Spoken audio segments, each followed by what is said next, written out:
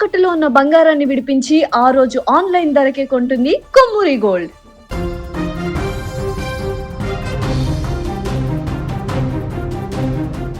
Petrol పోసుకొని నిప్పంటించుకున్న Narsampet RTC driver Shankar Goud మృతితో Warangal జిల్లాలో ఉద్రిక్త పరిస్థితులు నెలకొన్నాయి.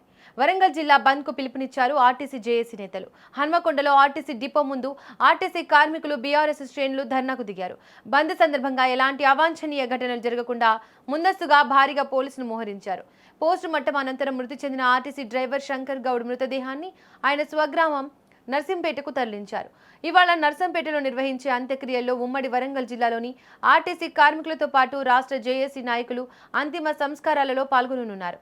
ఇకపోతే నర్సంపేట ఆర్టీసీ డ్రైవర్ శంకర్ గౌడ్ గురువారం తెల్లవారుజామున 2:30 మృతి చెందినట్టు కంచన్ బాగ్ డిఆర్డీఓ అపోలో ఆసుపత్రి డాక్టర్లు ప్రకటించారు. గురువారం ఆర్టీసీ సమ్మె సందర్భంగా శంకర్ నిప్పంటించుకుని ఆత్మహత్య యత్నం చేసిన విషయం తెలిసిందే. మొదట వరంగల్ ఎంజీఎం ఆసుపత్రిలో చేర్పించగా పరిస్థితి విషమించడంతో మెరుగైన చికిత్స కోసం హైదరాబాద్కు తరలించారు. మార్గ మధ్యంలోనే శంకర్ మృతి చెందగా అంబులెన్స్ సిబ్బంది సిపిఆర్ చేసి ప్రాణాలు పోశారు. అనంతరం హుటాహుటిన కంచన్ బాగ్ డిఆర్డీఓ అపోలో ఆసుపత్రికి తరలించి అత్యవసర విభాగంలో చికిత్స అందించినప్పటికీ పరిస్థితి విషమించి తెల్లవారుజామున శంకర్ మృతి చెందినట్లు డాక్టర్లు వెల్లడించారు. శంకర్ గౌడ్ మృతితో రాష్ట్ర వ్యాప్తంగా ఆర్టీసీ కార్మికుల సమ్మెను ఉధృతం చేసేందుకు పిలుపునిచ్చారు. మరోవైపు ఆర్టీసీ బస్సుల సమ్మెతో తాత్కాలికంగా బస్సు సదుపాయాలు కల్పించి నడిపిస్తున్న ప్రజలకు ఇబ్బందికరంగానే ఉంది. ప్రభుత్వం తమ డిమాండ్లను నెరవేర్చే వరకు సమ్మె విరమించబోమని ఆర్టీసీ జేఏసీ డిమాండ్ చేస్తుంది. వారి డిమాండ్లలో 32 డిమాండ్లు ఉండగా 29 పరిష్కరించడానికి ప్రభుత్వం సంసిద్ధత వ్యక్తం చేసింది. అయితే 3 మాత్రం కమిటీ ద్వారా అధ్యయనం చేస్తామని, ఆ తర్వాత నిర్ణయం తీసుకుంటామని చెప్పింది. ప్రధానంగా ఆర్టీసీని ప్రభుత్వంలో విలీనం చేయడం, పెరిగిన ఖర్చులకు తగ్గట్టుగా వేతనాలు పెంచడం, కార్మిక సంఘాలను పునరుద్ధరించి ఎన్నికలు నిర్వహించడం వీటి విషయాల్లో ప్రభుత్వం వెనక్కి తగ్గింది. అయితే కార్మికులు మాత్రం వెనక్కి తగ్గేది లేదని అంటున్నారు. అటు వరంగల్ బంద్, ఇటు ప్రతిపక్ష నేతలు పెద్ద ఎత్తున చేరుకోవడంతో ఉమ్మడి వరంగల్లో హైటెన్షన్ నెలకొంది. దీనికి తోడు కేంద్ర మంత్రి బండి సంజయ్ కూడా శంకర్ భౌతిక కాయానికి నివాళులర్పించేందుకు వస్తుండడం, ఆయనతో పాటు బీజేపీ నేతలు కూడా రావచ్చనే అనుమానంతో స్థానికంగా ఎలాంటి ఘర్షణలు జరగకుండా భారీగా పోలీసులు మోహరించారు. అప్పుడు 50 రోజుల సమయంలో 33 మంది చనిపోయారు.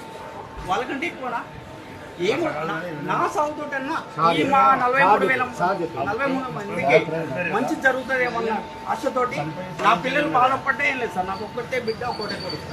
నాకు ఎలాంటి ఆర్థిక పరిస్థితులు ఏం లేదు.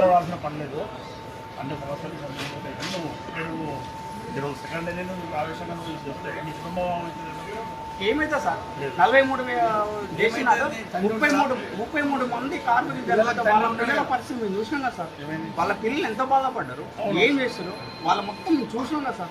అయితే ఇవాళ ఏమైతే సార్ నేను చనిపోతే కూడా నా కార్మికులకు అందరికీ మంచి జరుగుతుందేమో, పోతే నా పిల్లలు ఇద్దరే కదా సార్. నా పిల్లలు ఇద్దరు బాధపడ్డా లేదు, నా కార్మికులు అందరూ బాగుపడితే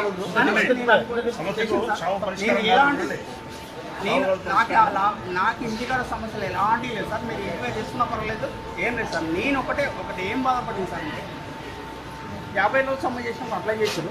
ఇప్పుడు 1-2 రోజులకు వచ్చేసింది. ఇవాళ స్టేట్మెంట్ చూడకపోతే టీవీ కూడా వచ్చింది సార్. ఎంతసేపు మధ్యాహ్నం అందరికీ సానుకూలంగా ఇంటికి పోయినా టీవీ పెట్టి